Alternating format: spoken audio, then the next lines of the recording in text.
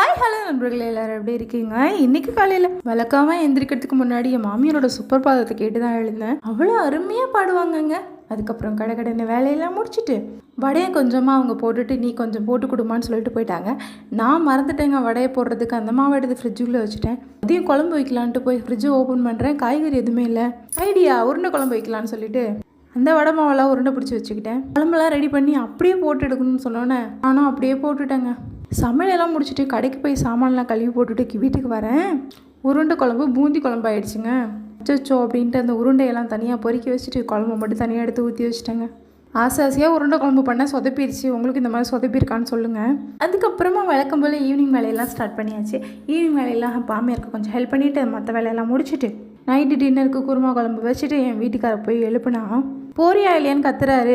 அட போப்பா அப்படின்ட்டு அவரு கொண்டு போன இட்லியை நான் சாப்பிட்டுட்டு இந்த வீடியோ இதில் முடிச்சிட்டேன். வீடியோ பிடிச்ச மறக்காமல் லைக் பண்ணிவிடுங்க. பாய்.